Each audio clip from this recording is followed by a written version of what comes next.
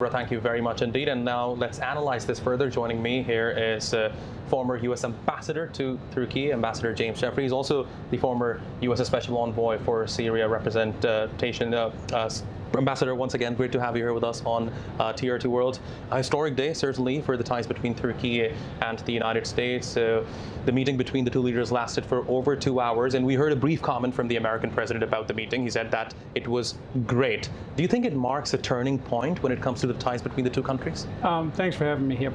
It is a continuation of the good relations we have seen in the first Trump administration and now in the second.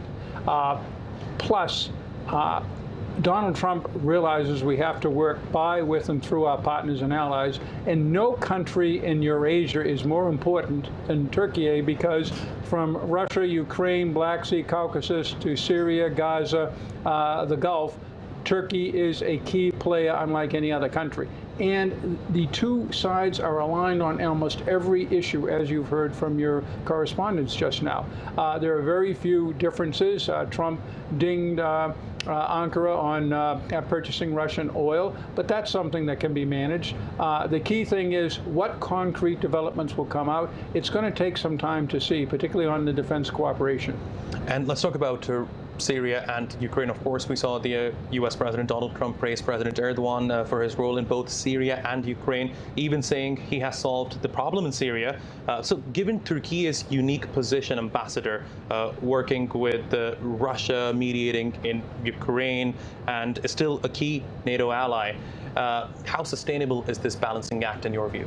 Well, I think so, and I'll give you a good example. Trump is right that President Erdogan, along with the Syrian people, notably Hayat al-Sham and al-Shara, are responsible for the collapse of not only Assad and that terrible, evil regime, but also much of the terror, much of the Iranian influence in the region. So this is historic and important. But it also was based upon Ankara and Washington working through very tough times, you remember, in the first Trump administration in Syria, in cooperating with each other, and Donald Trump learned from that, and he made a contribution too, frankly, to the fall of Assad. Is the U.S. turning a new chapter in the Middle East now?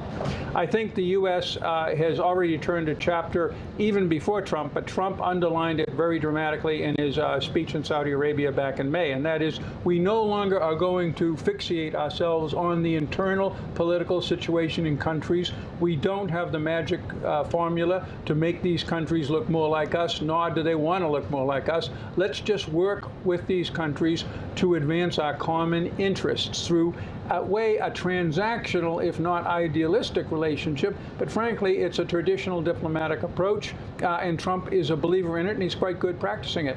So are you indicating that former U.S. administrations are to blame for the friction that we see with the United States and certain Middle Eastern countries right now?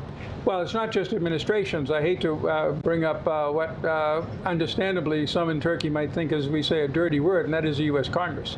The U.S. Congress, unfortunately, still thinks the U.S. should meddle in the internal affairs of countries all around the world. And they do that with Turkey, they do it with Saudi Arabia, they do it with Israel, you name it.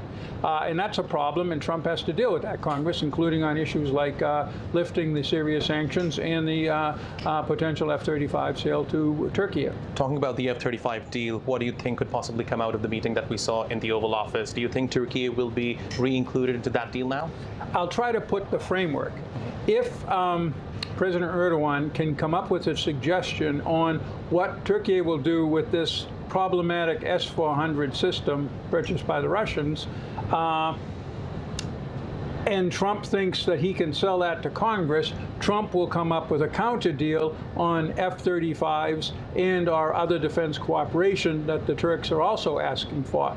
And so I think you will see one or another degree of progress on defense cooperation. I'm not ready to say it'll be sale of F-35s. Let's see. And when you analyze the meeting, Ambassador, looking at the broader picture right now, we heard the U.S. President call it great. The current U.S. Ambassador to Turkey called it epic. How would you describe it? I would describe it as possibly the best meeting between an American and a Turkish president that I can remember, and that goes back 40 years when I was first stationed in Turkey. That's how important this is. In terms of Gaza, of course, when the Turkish president came to the United States, even before coming to the White House, he addressed the United Nations General Assembly.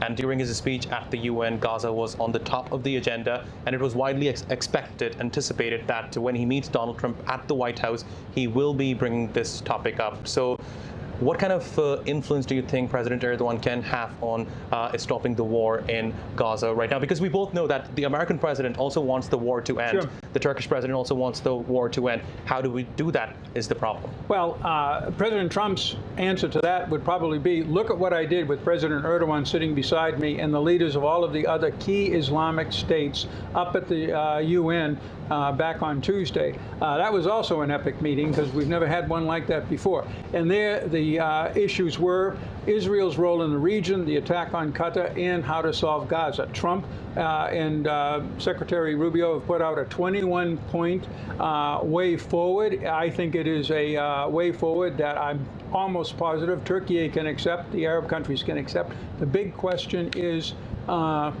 Israel and the Netanyahu government. Trump and Erdogan are generally in accordance with the need for the Gaza war to end. They're not in accordance in their consideration of the Netanyahu government. For President Erdogan, and we and all of us have heard of this many times, it is an extremely problematic government, also for the Turkish people. For Trump, and at least part of the American people, we still consider them an ally in the larger fight against terrorism and the larger fight against Iran in the region. Gaza is the main problem. Fascinating insights. Ambassador James Jeffrey, thanks very much for joining me here on TRT World. Really appreciate your taking out the time for us. Thanks a lot. Thank you for having me today.